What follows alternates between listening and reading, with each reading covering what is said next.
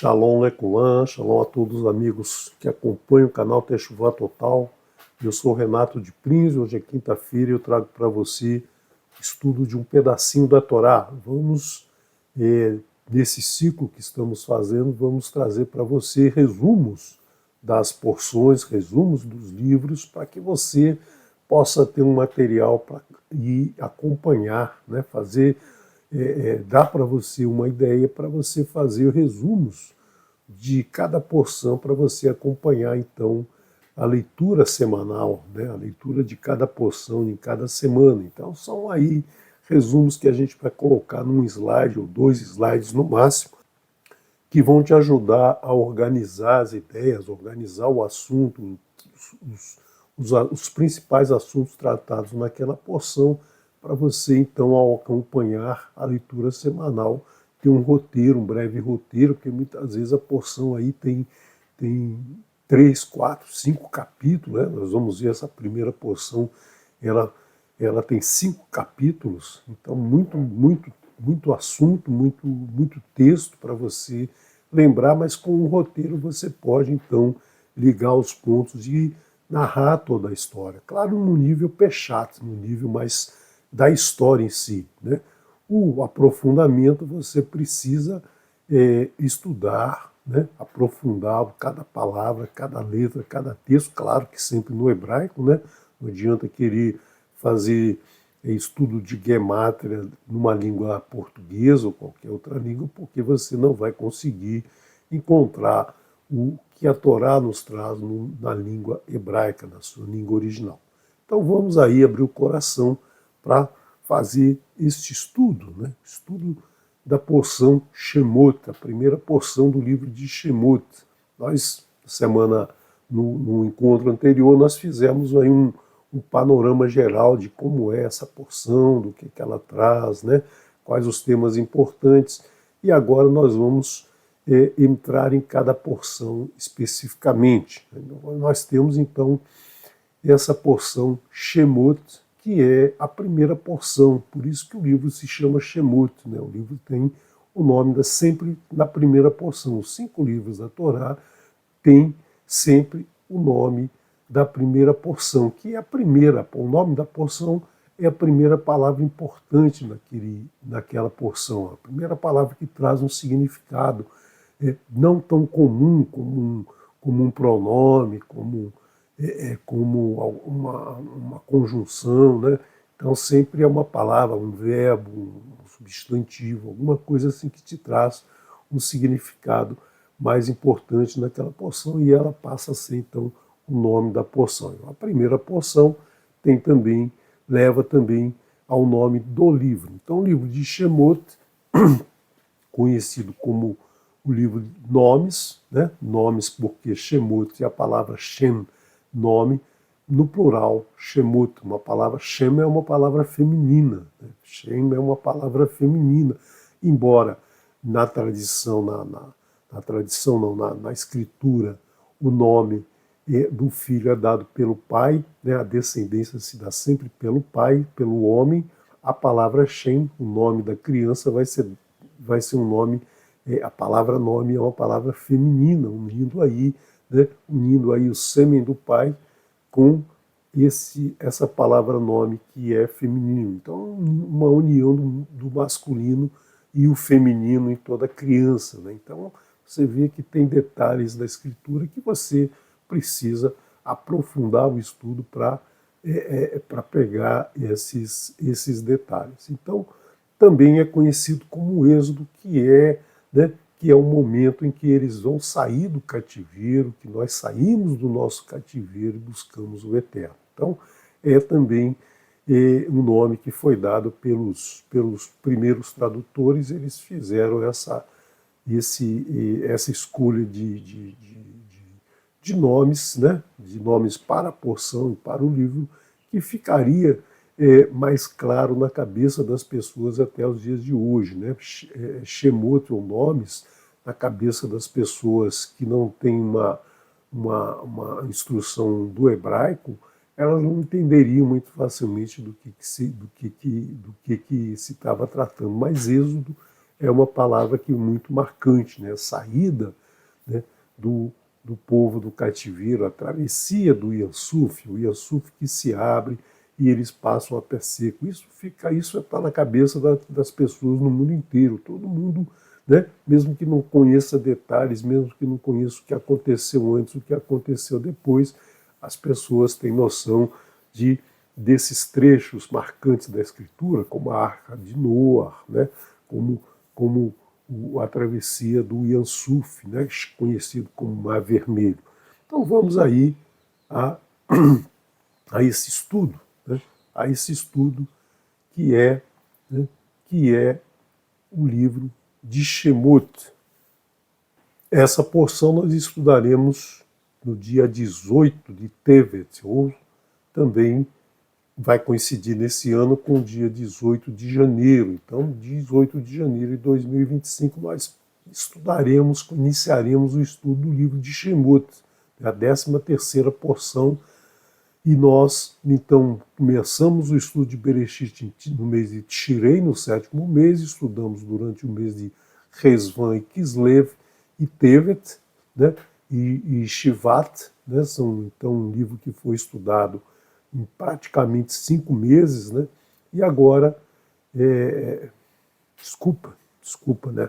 Na verdade, nós estudamos em Tishrei, Resvan e Kislev, nós estudamos 3 meses, nós estudamos o livro de Bereshit. O livro de Shemot nós vamos estudar agora a partir do mês de Tevet, e vamos estudar durante o mês de Shivat e o mês de Adar, né? Até o final do mês de Adar, o último dia do mês de Adar, será também o Shabat, que nós estudaremos a última porção de Shemot, a porção Pekudei, né? Porção registros. Então, vamos aí, tá, ao estudo, né, de Shemot. O livro de Shemot, ele tem 5 capítulos inteiros, né? Ele termina no primeiro verso do capítulo 6.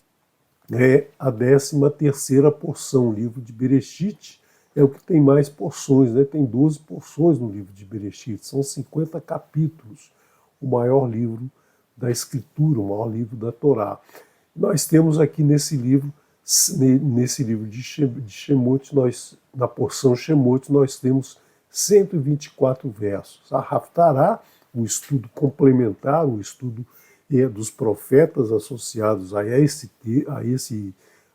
tema dessa porção, está no livro de Eshaiah, o livro de Isaías, né? Se o Eterno assim permitir, nós traremos um estudo no domingo anterior à porção, né? Se tudo correr bem até lá, se o Eterno permitir, nós faremos esse estudo aqui no canal para você ter já uma noção do estudo da semana, né? Pelo livro de Isaías, e também os livros que estão na Brit Hadashah, nos escritos nazarenos, que é o livro de Matitiahu, o livro de Marcos e o livro de Lucas, e também nos Atos dos Emissários, que nós acabamos de estudar aí, foram mais de 70 encontros estudando aí o livro de Atos, né? Cada semana Moré Raimson nos trouxe aí detalhes muito importantes. Se você não viu, está aqui no canal, né? Eu estou ouvindo novamente todas as aulas, porque são muitas informações, não dá para em uma hora a gente ouvir um estudo desse e gravar, a gente precisa rever, a gente precisa aprofundar o texto com mais calma, né? Então nós temos aí esses estudos. Vamos hoje iniciar o livro de Shemot, que é então essa porção, né, porção Shemot, que nós vimos continuando o livro de Bereshit, né, como eu disse, não existe um fechamento de um livro e uma nova história acontecendo. Toda a história contada desde Bereshit 1 até o livro de Devarim, né, a última porção do livro de Devarim, tudo faz parte de uma história só. Então você precisa entender cada passagem de uma porção para outra, né, as porções, os livros, isso tudo foi criado depois, né, foi dada essa nomenclatura, versos, capítulos, foi dado depois para que a gente pudesse ter uma facilidade de leitura, assim como esse resumo que nós estamos fazendo, né? Isso aqui é para facilitar o estudo.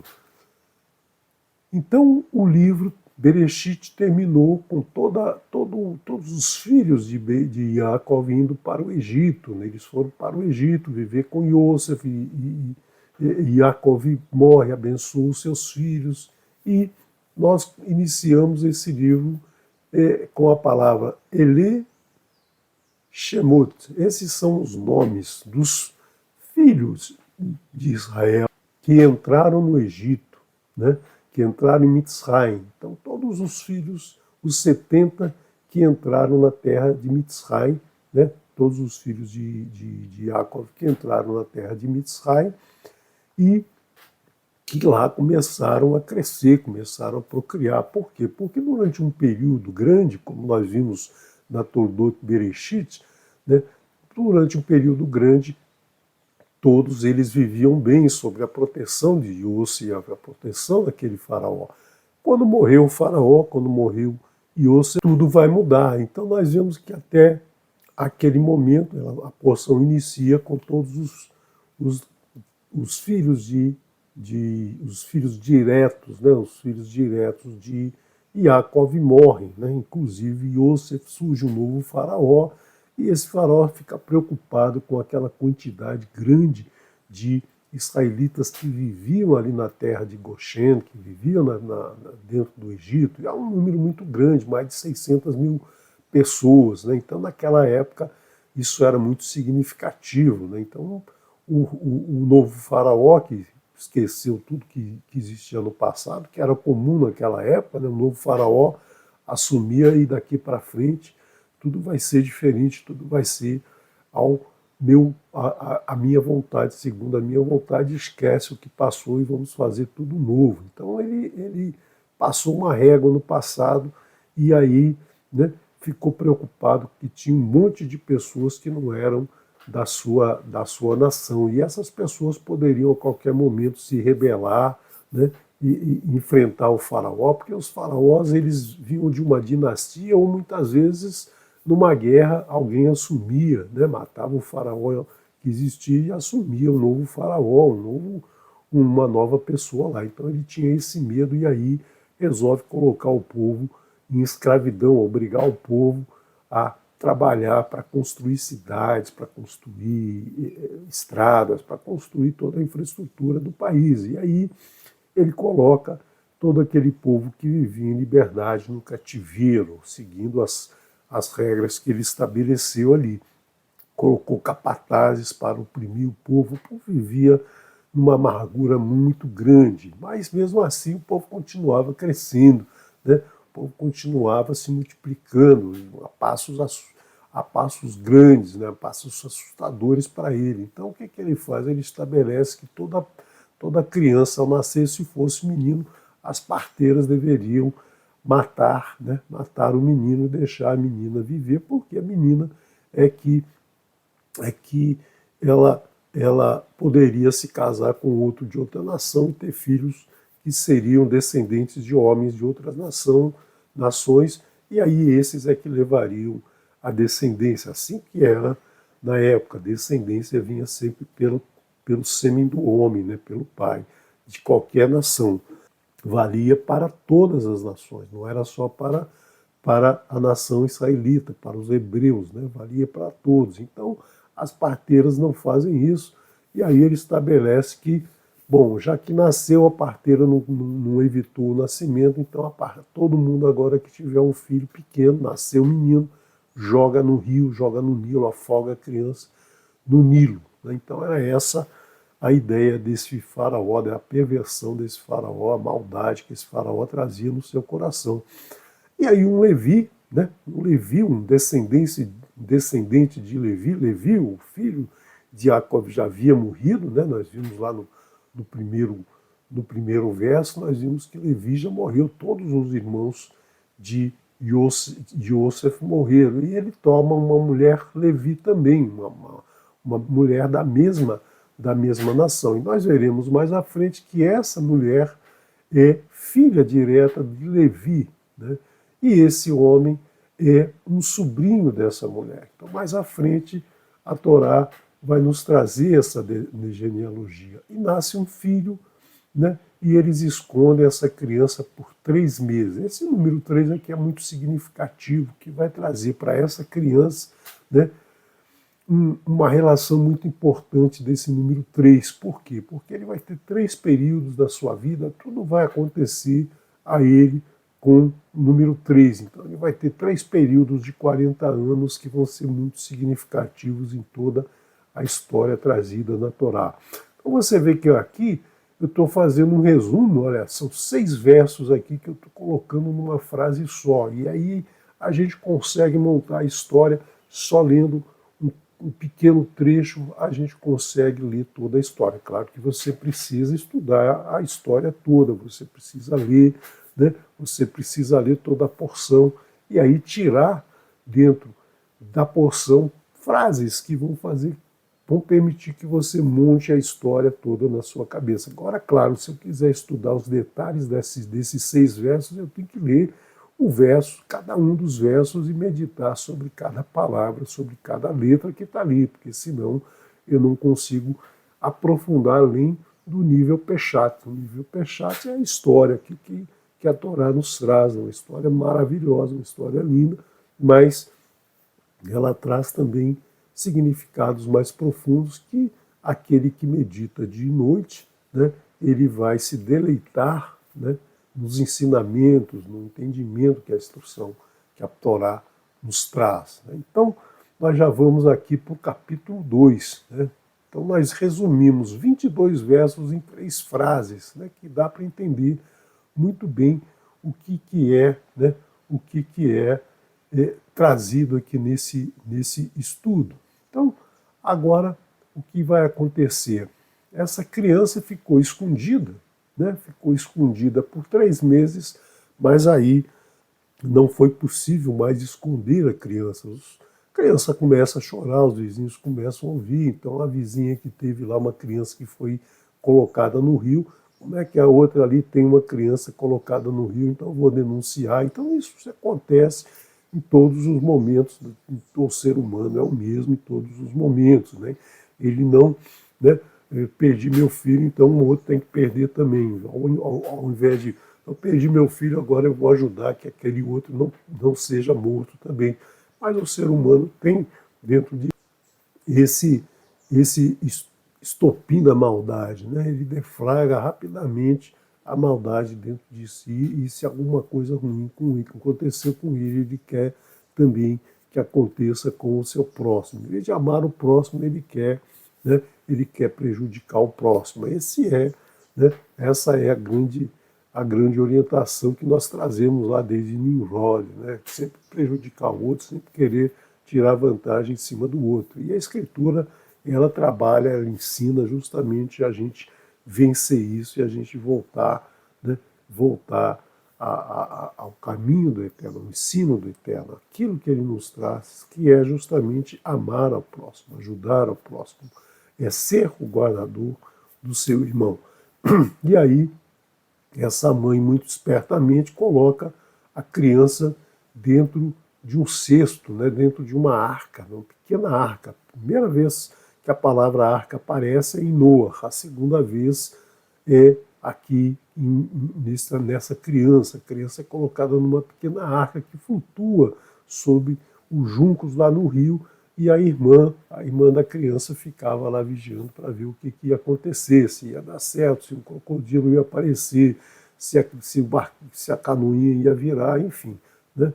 E ela fica lá tomando conta, a filha do faraó vai tomar banho no rio, né? Naquela época não tinha chuveiro, então as pessoas iam para o rio para se banhar lá com as suas servas, e a criança chora, ela gosta da criança, abre a criança, fica impressionada com a criança, e aí tira a criança do rio, a criança chora, a irmã então se propõe a trazer uma ama de leite hebreia, né, para amamentar a criança. E a mulher gosta da ideia, deixa a criança com essa mulher hebreia, que é a própria mãe da criança, até que ela seja desmamada. Então essa mãe vive com o seu filho, isento da necessidade de ser jogado, ser morto no rio, por uns 3 ou 4 anos, né, o período de amamentação da criança. Então ela convive com o seu filho. Né? Depois ela devolve o filho para a princesa criar, né? E a princesa dá o nome de Moshe, Moshe, que significa na língua de Mitzray, na língua do Egito, significa tirado, né? Tirado das águas. Então, Moshe tem esse nome. Nós vimos na porção anterior que Moshe são as mesmas letras da palavra Shem, né? Shem, Hashem, o nome, né? Então nós vemos aí que o Eterno já coloca muito significado nessa criança. Moshe, depois de 40 anos, né, ele vive no palácio sendo educado para ser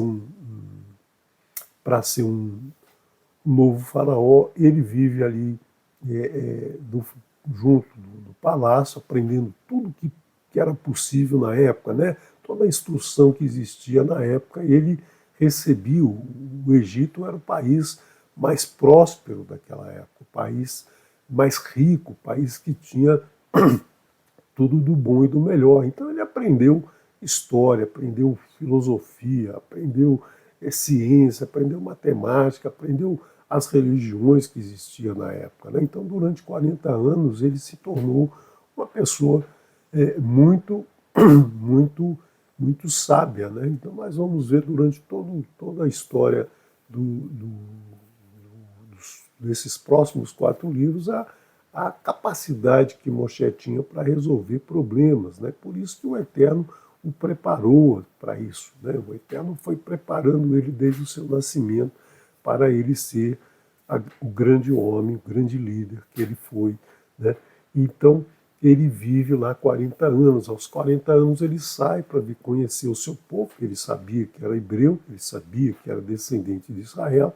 E aí, quando ele sai, ele vê um egípcio fazendo mal, batendo num hebreu, e aí ele vai, defende o hebreu e mata o egípcio e esconde o egípcio. Então, aí a vida dele muda. Por quê? Porque um hebreu nunca poderia matar um egípcio. O egípcio podia fazer o que quisesse com o hebreu, né? Estava no país deles, eles faziam o que queriam. O hebreu era o estrangeiro naquela terra. Então, o hebreu ali tinha que se adequar à lei do país, né?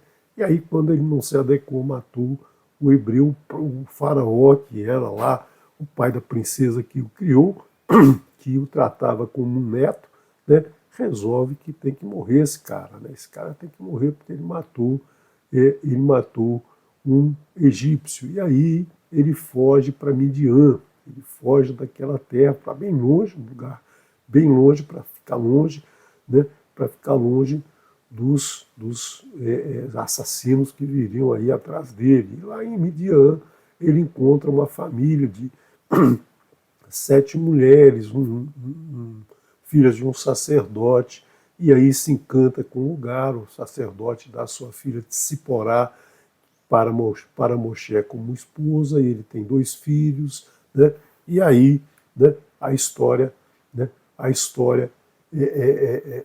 avança. Então nós vemos aqui que no momento que o faraó morre lá em Mitzrayim, né, o povo continua cativo, o povo não é liberto, o novo faraó entra, o novo faraó continua, que era filho dessa princesa, né, que era um irmão de Moshe, né, um irmão, Moshe era adotivo, mas a princesa aí tem um outro filho, e esse filho então é muito mal, né, e continua o cativeiro, e até piora, né, piora as coisas lá para aquele povo. E o povo então clama ao Eterno pela liberdade, né? O Eterno está sabendo que tudo está acontecendo, está acompanhando, está vendo o seu povo sofrer, mas enquanto o povo não pede para sair, né, não vai sair. Então é aquilo que a gente sempre fala, pede para sair, né? Pede para sair, que aí você vai ser atendido. Se você quiser continuar cativo, você continuará cativo. Se você quer a liberdade do Eterno,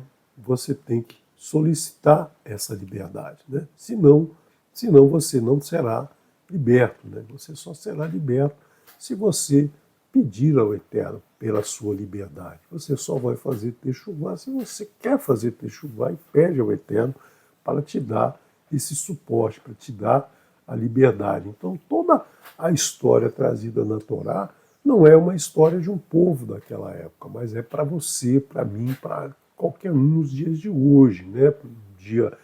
Há 100 anos atrás era o hoje de 100 anos atrás, daqui a 100 anos vai ser o hoje de daqui a 100 anos. Então, sempre é a história que deve ser trazida para cada uma das pessoas, cada pessoa que quer sair do seu cativeiro, do seu próprio cativeiro, do seu Egito particular, do Egito que ela mesma cria, ela precisa clamar ao Eterno. E aí, o que vai acontecer? Né? O que vai acontecer é que o Eterno vai estabelecer Moshe para libertar esse povo. Né? Então ele já vinha preparando Moshe desde o seu nascimento para isso. Né? Então o que a gente diz? Né? O Eterno prepara aqueles que ele escolhe. A gente ele não escolhe aqueles que já estão preparados, aquele que estudou a vida toda, sabe a Torá de cor, né? Mas não tem a Torá no seu coração. Ele faz com que aqueles que ele quer que vão levar a sua mensagem, vão levar o seu ensinamento, ele prepara essas pessoas para que ela, num determinado momento, no momento que ele estabelece que a pessoa está pronta, ela passa a agir. Moshe vai resistir, né? Moshe, ele foi escolhido, mas você verá que ele, estudando essa porção, em muitos momentos ele não quer, ele não aceita, ele acha que não tem condições, mas o Eterno diz: eu vou estar com você, eu vou falar através de você, eu que vou conduzir você. Né? Vai tranquilo, né? Vai tranquilo que quem vai fazer não é você, sou eu através de você. E aí nós passamos para o capítulo 13. Então você viu aí que em poucas frases a gente consegue ver 2 capítulos muito grandes, ricos em detalhes, mas você tem noção de toda a história. Você pode fazer frases diferentes, você pode escolher textos diferentes cada frase, você pode pular uma dessas aqui e estabelecer outra. Isso aqui é só um roteiro, isso aqui é só uma ideia para você. Isso aqui não é o estudo da Escritura, não é o estudo da Torá, é apenas um roteiro para você, né, para facilitar o teu entendimento, para facilitar o teu estudo. Né? Assim, você verá num slide toda essa porção. Moshe, então, está lá. Desculpe. Moshe passa aí mais 40 anos servindo aí ao seu sogro, né? Servindo não, porque ele está trabalhando com o sogro, está vivendo ali, está casado, tem filho, né? Está criando ovelhas, está vivendo com o seu novo povo ali, né? Ele é hebreu, mas aquele povo é midianita, Midian, que é um inimigo do povo de Israel. Você vê que o Eterno coloca sempre, né, essas diferenças trabalhando juntos. Por quê? Porque não há diferença para o Eterno entre um povo israelita e um povo midianita, né, desde que eles trabalhem junto para um ajudar o outro, cada um ajudar o seu próximo, cada um guardar o seu próximo. Então Midian, que era um inimigo, ele aqui se torna amigo. Né? Então é isso que a Torá nos traz sempre. Né? Você não pode afastar ninguém, você não pode ter ninguém como seu inimigo. Tem que trabalhar junto, tem que viver junto, tem que descobrir o caminho junto. Né? Então ele está lá pastoreando as ovelhas, sobe no monte lá e vê uma ovelha se desgarra e ele sobe ali, né? Ele sobe ali no monte e vê um arbusto daqueles que nascem no deserto, que só tem espinho, que não dá fruto, que não dá sombra, que não serve para nada, mas aquele arbusto, ele está queimando e é muito simples, né? Se o arbusto estivesse queimando lá, cai um raio, o arbusto queima, fica lá queimando 5, 10 minutos e apaga, né?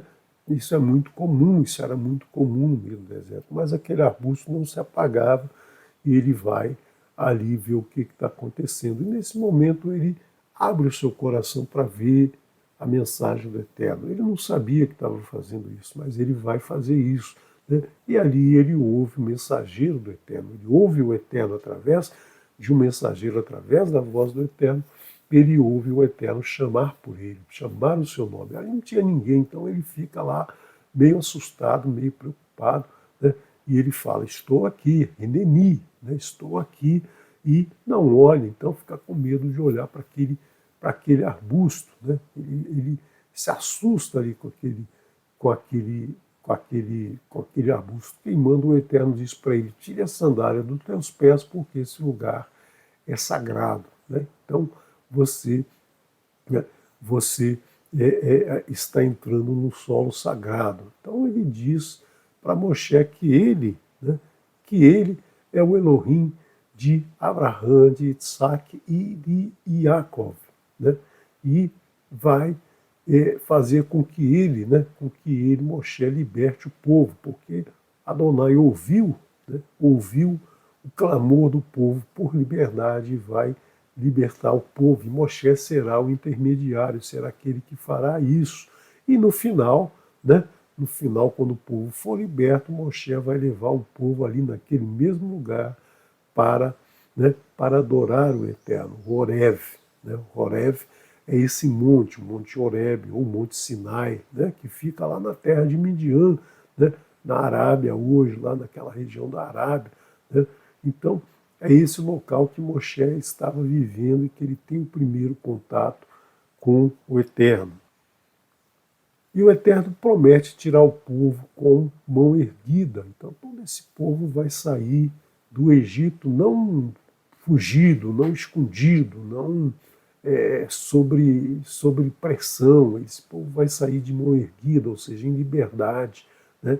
E ao mesmo tempo vão levar o pagamento de todos esses anos que eles viveram em escravidão, né? Porque a palavra escravidão existe na nossa língua, mas no hebraico ela existe só como servo, né? Não existe escravo e servo, é sempre servo.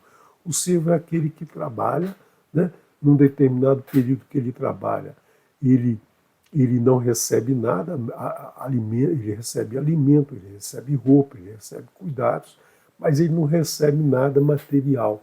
Mas no momento em que ele é liberto, no momento que o seu período de servidão termina, né, porque a servidão da Torá, a servidão do povo israelita, que nós veremos no livro, no livro de Vaikra, essa servidão, ela termina, ela tem um começo, um meio e um fim. Né? Então, ela termina depois no sétimo ano, ela termina e a pessoa é liberta com o pagamento daquele período que ela trabalhou, né, sem receber nada. Então não é bem uma servidão, na verdade, né, é um serviço prestado com pagamento bem depois, pagamento a posteriori. Né? Não é receber antes de trabalhar, você vai trabalhar mais e vai receber depois. Mas a escravidão, como nós conhecemos desse povo que trabalhava lá para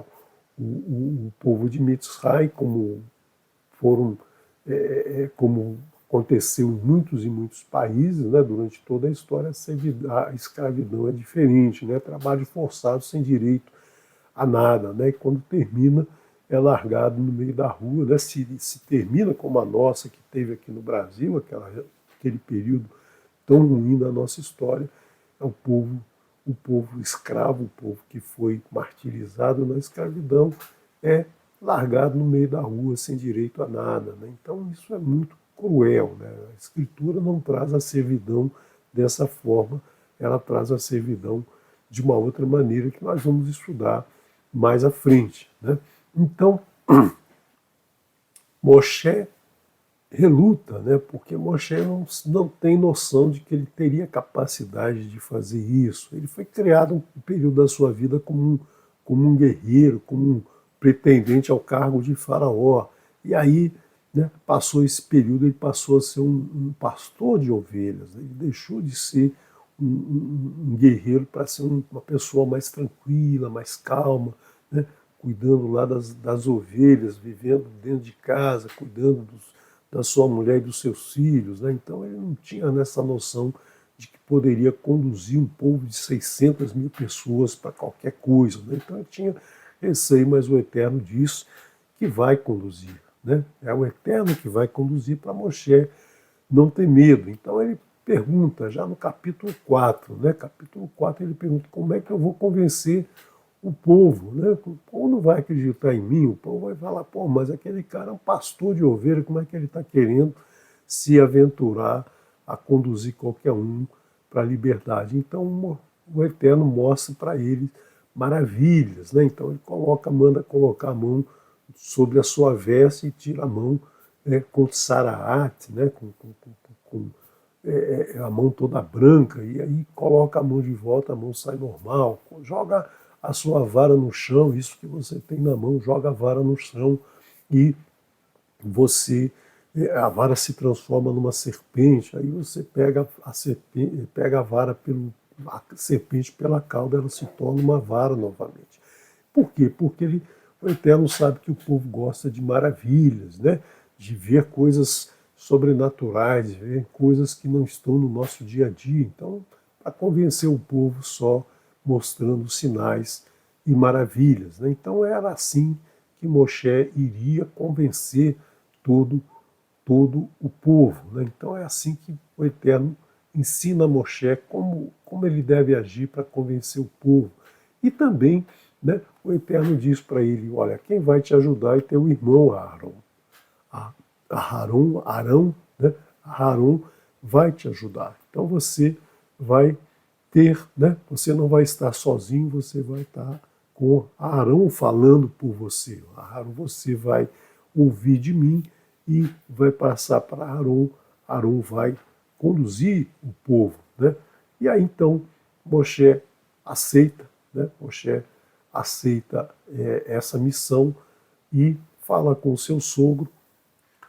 Seu sogro o abençoa, né? Manda ele sair em Shalom, em paz, e ele parte então com sua mulher e filhos e a vara, né? A vara de Elohim, aquela vara que depois será usada por Aaron para fazer sinais, para mostrar sinais ao faraó, que nós veremos na próxima porção Vairá. Né? Então, nós vemos aí que Moisés está pronto para ir falar com o povo.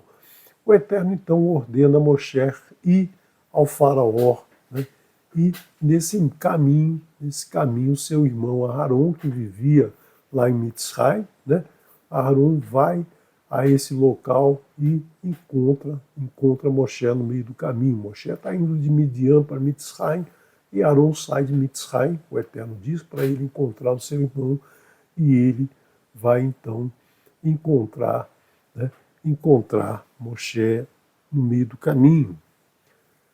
Eles falam com o faraó e o faraó não atende, o faraó não conhece Adonai. Quem é esse Adonai? Né? Porque eles tinham lá centenas de deuses, mas não tinha nenhum que se chamava Eterno, nenhum que se chamava Adonai. Então, nós vemos aí que o faraó não aceita, o faraó não reconhece, né? Não reconhece o Eterno, nosso Elohim, né?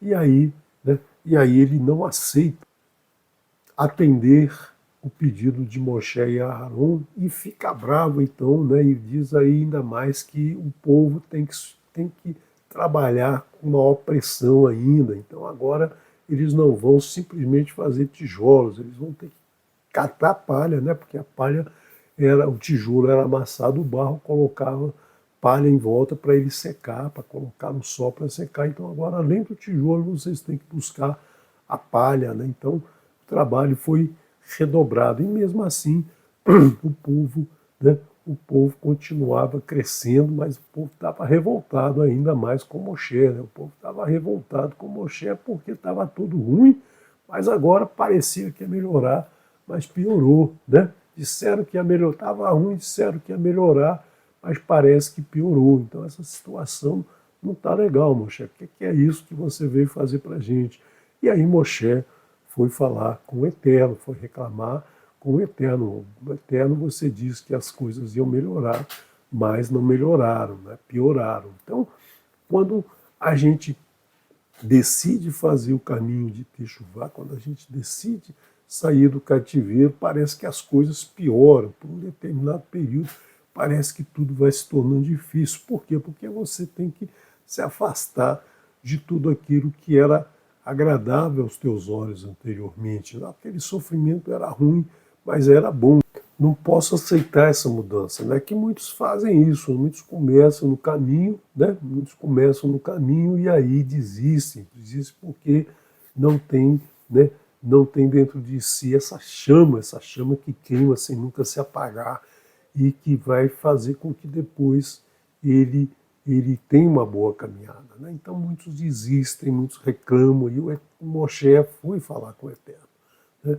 E o Eterno diz para ele que tudo vai se resolver e diz quais vão ser os próximos passos, né? Que ele deve procurar o faraó e falar exatamente, fazer exatamente o que vai ser orientado. O Eterno vai estar sempre presente, orientando cada passo de Moshe na libertação desse povo, né? Então nós vamos agora, né? Nós vemos aqui nessa porção porção Shemot, nós traduzimos aqui num slide, né, toda a porção, praticamente 5 capítulos, todos trazidos dentro dessa porção, e simplesmente essas frases aqui permitem que a gente faça a narrativa de todo esse texto. Claro que tem coisas importantes aqui que não foram ditas, que não foram lembradas, mas você tem uma ideia de toda a porção, você tem uma ideia do que é trazido nessa porção, de quais os ensinamentos estão nessa porção do cativeiro do povo, do faraó oprimindo, da escolha de um líder para libertar esse povo da liberdade, né, que vai iniciar a partir de agora. Então você vê que você consegue fazer resumos da escritura para poder entender todo o texto, detalhes, aprofundamento, só estudando o texto original, né? Senão ficaria aqui dias e dias falando de cada um desses trechos, né? Cada um desses trechos aqui que a gente levou aí uns 40 minutos, a gente passaria, né? Passaria muitos dias estudando. Então vamos agora ao próximo, né? A próxima porção, segunda porção do livro de Shemot, a porção de número 14, a porção Vaerá. No livro de Bereshit, nós temos uma porção Vaierá, né, que foi discutida, que foi apresentada no último encontro. Né, no último encontro dessa semana, da porção semanal, no último Shabat, nós vimos a porção Vaierá no livro de Bereshit. Então, nós temos agora a porção Vaierá, que significa e apareceu, né, e apareceu. Então, o Eterno vai dizer que apareceu, né? Apareceu para Abraão, para Isaac, para Jacó, como El Shaddai, e não como o nome tetragrama, né? O nome Hashem, o Eterno, o Adonai. Então, essa porção vai nos trazer esse esclarecimento, esse ensinamento, né? Agora o Eterno se manifesta, o Eterno se apresenta ao povo, né? Se apresenta a Moshe como o Eterno. Então essa porção também tem aí 3 capítulos, vai do capítulo 6 ao capítulo 9. Então são 3 capítulos bastante intensos, com bastante ensinamentos. 121 versos trazidos nessa porção, e a Haftará agora é o livro de Eheskel, né, Ezequiel, e também na Brit Hadashah nós temos o livro de Romanos e o segundo livro da carta aos Coríntios. Né? Então nós vamos ter, se o Eterno assim permitir, nós vamos ter o estudo no domingo anterior a esse Shabat sobre, né, sobre a Haftará desse estudo. Né? Então, Adonai diz que apareceu aos patriarcas como El Shaddai e fez com os patriarcas uma aliança. Né? Essa aliança era tirar o povo, levar o povo para a terra de Canaã, onde eles passaram os patriarcas viveram em Canaã como peregrinos, eles não podiam fazer lá as suas casas, eles viviam em tendas. Por quê?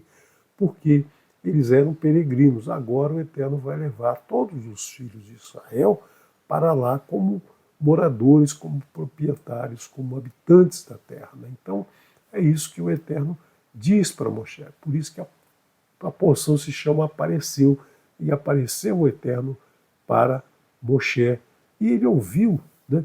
Ele ouviu o povo, né? O lamento do povo, o choro do povo, o sofrimento do povo. O povo pediu para ser libertado e ele vai então libertar o povo, resgatar o povo da sua, da sua, da sua idolatria que viviam no Egito, vai redimir esse povo será seu povo escolhido, o povo que vai segui-lo, né?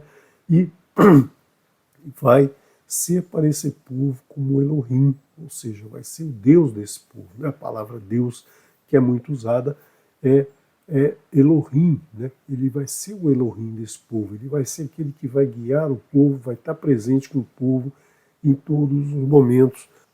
E esse povo vai receber a terra como herança. Então o Eterno vai conceder essa terra a esse povo como herança. Eles poderão usufruir dessa terra, porque essa será a sua herança. Logicamente que não é só a terra, todo o ensinamento que ele vai trazer será a herança desse povo. Mas o povo não quer saber de nada, não. O povo não ouve. Né? O povo não ouve o que Moshe está dizendo. Né? E aí, se o povo não ouve, Moshe diz, se o povo não ouve o que eu estou falando, o que eu estou ensinando, o que eu estou mostrando através dos sinais, o faraó também não vai ouvir, porque o faraó está com ódio nos olhos, ele quer que o povo trabalhe ali de sol a sol, né, construindo tudo que ele quer. Né? Então nós vamos, o Eterno vai mostrar quem é o povo, né? O povo de Israel. O Eterno vai fazer então aqui a tordote de todos, de quem é o filho de cada um dos filhos de Jacó, quem são os líderes de cada tribo, quem são os líderes de cada nação, inclusive, né, vai nos apresentar quem é Moshe, quem é Harun. Então nós temos aqui, né, nesse trecho, nós temos a tordote do povo, né, do povo do Eterno. E aí, Moshe sempre reclamando, Moshe sempre não acreditando que ele terá condições, o Eterno diz a ele, você vai ser meu mensageiro, né? Você vai ser o Elohim para o povo, você vai ser o mensageiro. O Eterno estabelece Moshe como o Elohim sobre o seu povo, ou seja, o mensageiro do Eterno sobre o povo será Moshe e Aaron, o profeta. Então o Eterno diz, eu falarei para você, né, eu darei todas as orientações e você, falarei através de você, e você então vai passar para Aaron, e Aaron vai então passar todas as informações para o faraó, para o povo, né, já que Aaron tem mais facilidade em falar. Então, nós vemos que essa dobradinha, Moshe e Aaron, vão trabalhar muito durante 40 anos, né? Vão trabalhar muito sobre o povo durante 40 anos, conduzindo o povo para fora do seu cativeiro. Moshe, então, nesse momento, tem 80 anos, Aharon tem 83. Então, aqui nós identificamos que Aharon tem 3 anos a mais que Moshe. Aharon nasceu 3 anos antes, ou seja, não precisou ser jogado no rio, porque no momento que ele nasceu, o faraó que existia era o faraó anterior. O faraó anterior era amigo dos israelitas. Né? O faraó novo, que apareceu lá quando nasceu Moshe, era mau, né? E depois o seu filho também se tornou pior do que o pai. Né? Então, Moshe vai falar ao faraó, mas o Eterno adverte, o faraó não vai ouvir, ele vai endurecer o seu coração e né, e não vai permitir a saída do povo. Então, sair do cativeiro não é fácil. Né? Existem muitas restrições, muitas pressões vão acontecer para que você não saia de jeito nenhum, para que você permaneça. Não, eu quero sair dessa vida que eu levo, mas alguma coisa faz com que você volte, para que você endureça o seu coração, para que você não saia. E aí você vai resistindo, você vai querendo, você vai batalhando, você vai enfrentando todas essas situações. E em um determinado momento, o mar se abre à sua frente e você sai, né? E você sai, né, com tranquilidade. Então é isso que o Eterno está mostrando aqui nessa porção. E aí vão ser apresentados, né, sinais e maravilhas, porque o ser humano precisa ver sinais e maravilhas. Ele não só ouve, entende e realiza, ele precisa, né, precisa ter contato com essas maravilhas. E aí o Eterno, através de Moshe e Aharon, apresenta sinais e maravilhas. São 10 sinais, 10 maravilhas que vão ser apresentadas, 7 nessa porção, 3 na próxima porção, e nós vamos ver que, né, que o Eterno mostra esses sinais, mas o faraó não aceita. Então nós vemos sinais e maravilhas em todo momento na nossa vida, né? Mas nós não aceitamos, nós não reconhecemos, nós queremos mais, nós queremos mais. Primeiro o mar tem que abrir, depois todo o restante. Não é assim, né? Você tem que perceber que o mundo à sua volta é um sinal, é uma maravilha. Abrir os olhos pela manhã é um sinal, é uma maravilha, e você não percebe, você não reconhece isso, né? Então o Eterno primeiro, né, faz a água se transformar em sangue. 7 dias a água se transforma em sangue e o povo de Mitzray não tem o que beber, né? Os magos repetem esse sinal, essa maravilha. Os magos não fazem coisas novas, né? Por exemplo, o mago poderia pegar a água e o sangue transformar em água, mas eles pegam mais água e transformam em sangue também, ou seja, não não combatem, né? Não combatem o Eterno. Por quê? Porque não tem capacidade, porque não tem condição, porque não tem, né? Não tem poder nenhum sobre os sinais do Eterno, sobre o poder do Eterno. O poder do Eterno está acima de qualquer poder que qualquer ser humano possa almejar ter, né? E aí, um novo sinal, uma nova maravilha, que é, né, a infestação de rãs. Então, o Moshe pergunta ao faraó quando é que ele quer, né, libertar o povo, e o faraó diz: amanhã, então eu libertarei o povo, né? A partida tem que ser agora, já, não deixar para amanhã. Mas o faraó diz isso: amanhã vocês poderão partir para adorar o vosso Elohim no meio do deserto, né? Então, o Eterno vai usar muitas vezes esse amanhã aqui contra o faraó. Mais um sinal, mais uma maravilha, que são os piolhos, né? Então, até o sangue e as rãs, os magos conseguiram repetir, mas os piolhos eles não conseguem. Daqui para frente, né? Daqui para frente os magos não conseguem reproduzir as maravilhas que o Eterno faz, né? Porque aqui já estamos descendo num nível muito pequeno, né? Quando é muito fácil você ver aí um mago na televisão, né, num show, sumir com um helicóptero, um elefante, né? Mas coisas pequenas eles não conseguem fazer. A ilusão não chega no nível do muito pequeno, né? Do muito reduzido. Então essas são capacidades que o ser humano não alcança. Então os piolhos, os insetos também, né? Os magos, desculpe, os magos do faraó não conseguem fazer. Então aqui aparece inseto para todo canto, né? Menos na terra onde viviam os israelitas. E o faraó diz para que eles sacrifiquem ao seu Elohim naquele lugar que eles estão, lá em Mitzray. E Moshe diz que não é possível, né? Por quê? Porque ali ele faria sacrifício, por exemplo, de animais que os egípcios consideravam como deuses, como, por exemplo, o cordeiro, né? O egípcio, o piolho era um deus para eles, o rio Nilo era um deus para eles, a rã era um deus para eles. Então, né? Então o Moshe diz que eles não poderiam fazer sacrifícios ali para o Eterno. E no dia seguinte, né, no dia seguinte vai aparecer a peste sobre o gado, né? Sobre os gados vão ter peste e vai morrer o seu gado, o gado que era importante para a alimentação, para a produção agrícola, né? Então todo esse gado vai ser morto. A nova peste, né? A nova peste é a sarna sobre todo o homem que existe sobre a face de Mitzrayim. Então, o Eterno mostrando todas essas maravilhas para que tanto o povo do Egito percebesse que deveria deixar o povo sair do cativeiro, né, para que o povo se libertasse da idolatria, quanto para o povo perceber, né, o poder, a força do Eterno sobre todos. Né?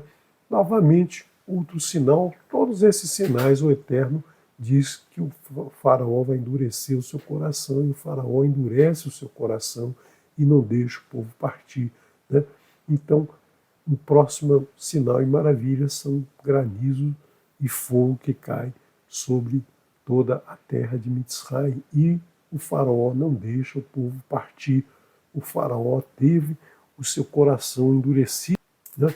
Então, você vê que 7 sinais foram dados, mas 7 sinais não foram suficientes para o faraó permitir que o povo saísse. Quando a gente vive na opressão, a gente não percebe os sinais e maravilhas que vão nos levar à liberdade. Né? Então, a gente resiste. É isso que a Torá está nos mostrando. E, novamente, nós vimos aqui que, em poucas frases, a gente consegue trazer o conteúdo geral dessa porção. Então, eu recomendo que você faça, né? Não siga esse aqui, ou pode seguir, não tem problema nenhum, pode seguir esse aqui, mas você estabeleça a sua metodologia para fazer um resumo que te oriente no estudo da porção semanal. Então, quando chegar, né, no momento do estudo dessa porção, lá no mês de Tevet, no final do mês, no 25 de Tevet, quando você for estudar essa porção, na semana anterior ao 25 de Tevet, no Shabat nós vamos estudar a porção, você pegue esse resumo e faça o seu estudo da porção semanal, né, para você então conhecer mais um pouquinho desse livro de Shemot. Na próxima semana nós então traremos a continuidade desse estudo. Na próxima semana nós vamos trazer então o estudo de mais 2 porções. Espero que o Eterno nos conceda a graça de trazer esse estudo, né? E vamos então, cada semana, dando um passinho, estudando um pedacinho da Torá, né? Aprofundando aí, né? Trazendo para você mais e mais roteiros para você estudar a porção e tirar maior proveito do teu estudo. Que o Eterno te abençoe e te guarde. Nos vemos amanhã aqui no canal para estudar, né, para estudarmos mais uma porção semanal no livro de Bereshit. Então nos encontramos amanhã no Kabbalah Shabbat. Shalom, shalom. Fiquem agora com a canção da dupla Aparvarim.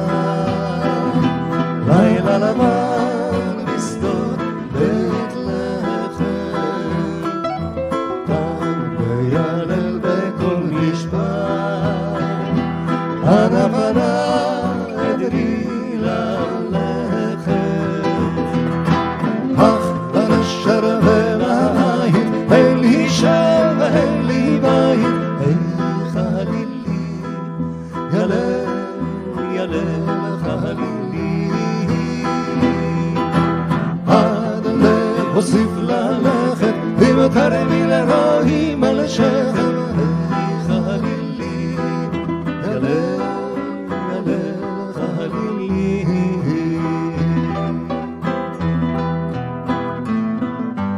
אבן מוטלת על ליבי, כאבנים בשדות בית לחם,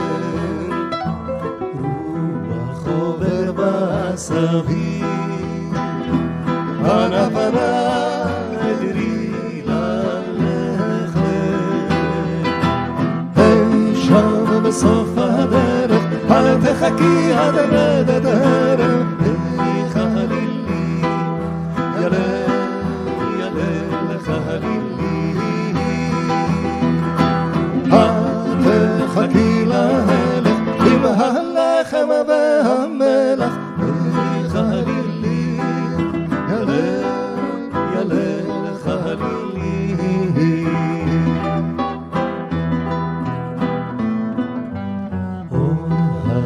הירח על ההר, לילה לבן בשדות